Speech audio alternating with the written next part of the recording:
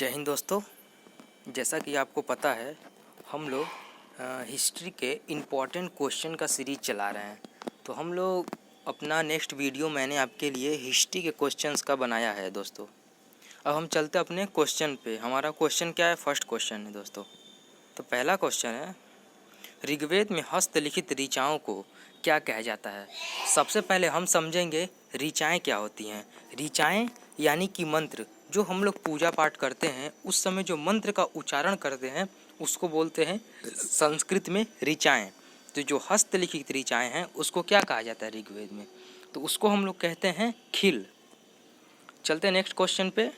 तो next question है हमारा, वर्ण की व्यवस्था किस वेद के द्वारा बनी है?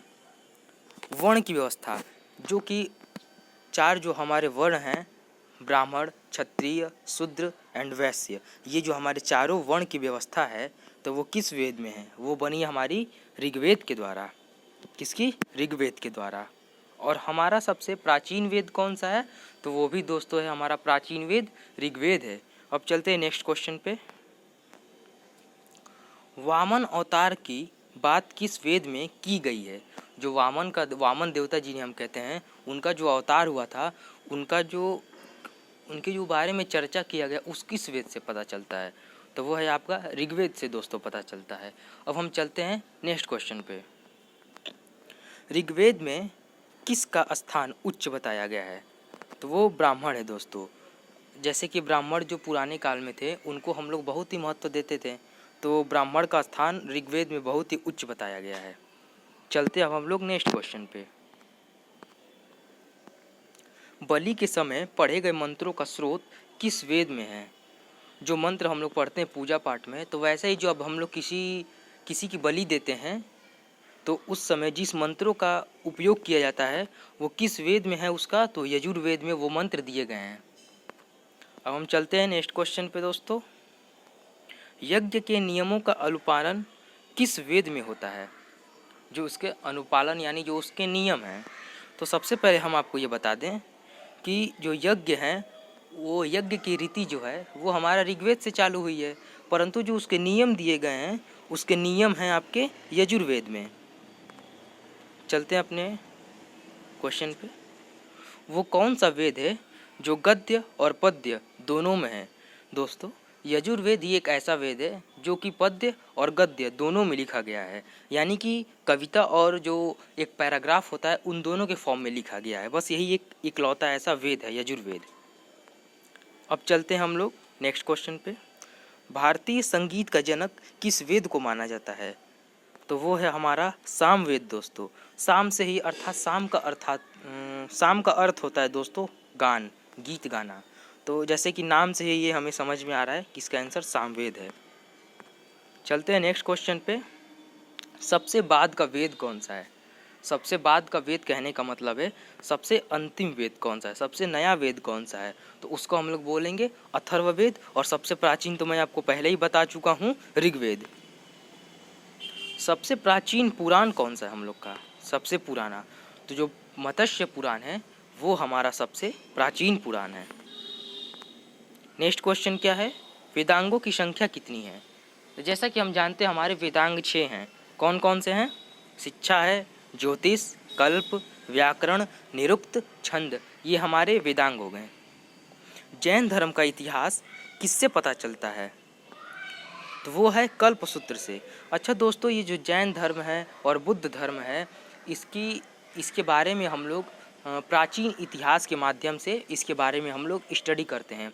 और जैन धर्म और ये बौद्ध धर्म जो ये हमारे देश में न्यू थिंकर्स हैं। जैसे कि जो रूढ़िवादी व्यवस्था चली आ रही थी, लोग बहुत ही ज़्यादा रूढ़िवादी होते जा रहे थे अपने प्राचीन समय में, तो इनको सुधारने के लिए इन्होंने बहुत ही महत्वपूर्ण योगदान दिया है और एक तरह से एक रिफॉर्मेशन लेके आए हैं दोस्तों। तो इनकी जो जानकारी पता चलती है जैन धर्म की वो है कल्पसूत्र से। बात करते हैं नेक्स्ट क्वेश्चन की। अर्थशास्त्र के लेखक कौन हैं? तो अर्थशास्त्र के लेखक हैं कौटिल्य। और हाँ, कौटिल्य को हम लोग विष्णुगुप्त भी बोलते हैं दोस्तों। चलते हैं नेक्स्ट क्वेश्चन पे। राजतरंगिणी किसके द्वारा रचित की गई? किसके द्वारा रचित किया गया है ये जो राजतरंगिणी पुस्तक है दोस्तों? तो इसको कल्हड़ द्वारा लिखा गया है राजतरंगिणी को। अष्टाध्यायी की रचना किसने की है?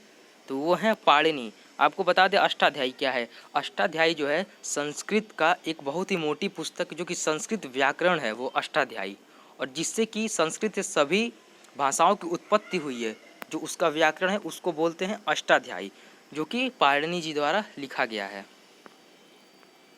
सर्वप्रथम भारतवर्ष का जिक्र किस अभिलेख में है? तो वो है आपका हाथी गुम्फा अभिलेख। उसमें सर्वप्रथम भारतवर्ष के बारे में बात किया गया है। नेक्स्ट क्वेश्चन है हमारा, अभिलेखों का अध्ययन क्या कहलाता है? जैसे कि जो हमारे बैठ के अभिलेखों की स्टडी करते हैं, तो स्टडी उनका जो होता है वो किसके थ्रू होता है? उसको हम लोग बोलते हैं एपिग्राफी। क्या बोलते हैं? एपिग्राफी। नेक्स्ट क्वेश्चन है हमारे दोस्तों, द फादर ऑफ हिस्ट्री किसे कहा जाता है? तो फादर ऑफ हिस्ट्री हैं हमारे हेरोडेट्स। क्या बोलते हैं उसको? हेरोडेट्स। मेगास्थनीज किसका राजदूत था?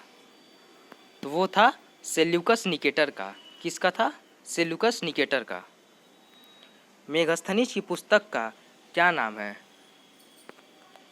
तो वो है दोस्तों आपका इंडिका। मेगास्थनीज के पुस्तक का नाम है इंडिका। सबसे पहले हम बता दें ये जो इंडिका है वो किसके बारे में बात करता है? तो ये जो इंडिका है, जैसे कि इस समय हमारा सुप्रीम कोर्ट है, हाई कोर्ट है, जो भी पॉलिटिकल सिस्टम के बारे में बात करता है, अपने पॉलिटिकल चीज़ों को बताता है, कैसे किसी का न्याय करना है, क्या करना है, तो वो पुराने समय में मेगास्थनीज ने जो पुस्तक इंडिका लिखी थी वो उस समय के पॉलिटिकल सिस्टम को बताती थी। उस समय राजा कैसे न्याय करते थे और उसकी संस्कृति क्या थी, उसकी कल्चर क्या थी, उसके बारे में इंडिका हमें बताता है। तो अब हम चलते अपने अगले क्वेश्चन पे। हमारा अगला क्वेश्चन क्या है दोस्तों? भारत का भूगोल पुस्तक जो है वो किसने लिखा है? तो वो टालमी ने लिखा है। नेक्स्ट क्वेश्चन, नेचुरल हिस्ट्री नामक पुस्तक किसने लिखा है? नेचुरल हिस्ट्री यानी नाम से ये आपको पता चल जा रहा होगा कि नेचुरल मीन्स होता है नेचुरल चीज़ें, जैसे पेड़ पौधे हो गए, जीव जंतु हो गए। तो ये जो नेचुरल हिस्ट्री है उसमें पेड़ पौधे के बारे में, जीव जंतुओं के बारे में, जो नेचर से जुड़ी चीज़ें हैं उनके बारे में बात किया गया है। तो वो पुस्तक किसने लिखी है? वो पुस्तक लिखी प्लिनी ने। चलते हैं हम नेक्स्ट क्वेश्चन पे। फहियान किस राजा के दरबार में आया था? तो फहियान आपका आया था चंद्रगुप्त द्वितीय के राज दरबार में। और फहियान कहाँ का यात्री था? तो ये एक चीनी यात्री था दोस्तों। हेनसांग किस शासनकाल में भारत आया था? तो जब हर्षवर्धन का शासनकाल चल रहा था तो उस समय आपके हेनसांग आया था। चलते अब नेक्स्ट क्वेश्चन पे। हमारा नेक्स्ट क्वेश्चन है, अलबर्नी किसके साथ भारत आया था? तो उसका आंसर होगा महमूद गजनवी। अलबर्नी महमूद गजनवी के साथ भारत आया था। सती प्रथा का पहला लिखित साक्ष्य किस अभिलेख में मिलता है? तो वो है आपका एरण अभिलेख। सबसे पहले हम बात करते हैं सती प्रथा क्या होती है। जो ये एक पुराने समय में चली आ रही एक बहुत ही खराब प्रथा है दोस्तों। जो सती प्रथा होता है इसके अंतर्गत क्या होता है, जो कोई महिला होती है उसका पति यदि उसकी मृत्यु हो जाती है तो जब उसे अग्नि में जलाया जाता है तो सती प्रथा के अंतर्गत उसको भी उसके साथ बैठ के जलना रहता है दोस्तों, जो कि ये बहुत ही खराब प्रथा थी। तो इसको क्या किया, विलियम बेंटिंग और राजा राम मोहन राय ने सन 1872 में रिफॉर्मेशन के थ्रू इस सभी प्रथा को ख़त्म करने के लिए बहुत ही प्रयास किया, जो कि हुआ भी। आज हम लोग इसको एक्सेप्ट नहीं करते हैं। अब हम बात करते हैं नेक्स्ट क्वेश्चन की। आग का आविष्कार किस काल में हुआ है? तो है आपका पूरा पाषाण काल। अब बात करते हैं पहिए के आविष्कार की, तो वो किस काल में हुआ है? तो वो आपका आंसर हो जाएगा नवपाषाण काल। चलते हैं नेक्स्ट क्वेश्चन पे। मनुष्य ने सर्वप्रथम किस धातु का प्रयोग किया है? तो सबसे पहले तांबा खोजा भी गया और तांबे का यूज भी किया गया, तो तांबा इसका राइट आंसर हो जाएगा। नेक्स्ट क्वेश्चन, कृषि का प्रथम उदाहरण कहाँ से प्राप्त हुआ है? तो कृषि का प्रथम उदाहरण मेहरगढ़ से मिला दोस्तों, मेहरगढ़। और इस समय एक करंट अफेयर्स का एक करंट अफेयर्स अपडेट हुआ है जो कि खेल से संबंधित है। जो राजीव गांधी खेल रत्न पुरस्कार था, जो कि राजीव गांधी के निधन के समय उनके नाम पे रखा गया था, उसको क्या किया बीजेपी गवर्नमेंट ने चेंज करके उसका नाम रख दिए मेजर ध्यानचंद पुरस्कार। मेजर ध्यानचंद पुरस्कार, जो कि हॉकी के जादूगर कहे जाते हैं और उसके जनक भी हैं। तो होप आपको ये वीडियो बहुत ही इन्फॉर्मेटिव लगी हो। यदि आपको अच्छी लगे तो चैनल को लाइक सब्सक्राइब कर दीजिए, शेयर कर दीजिए और मैं आपको नेक्स्ट वीडियो में दूसरी सीरीज के दूसरे वीडियो को लेके आऊँगा। जय हिंद दोस्तों।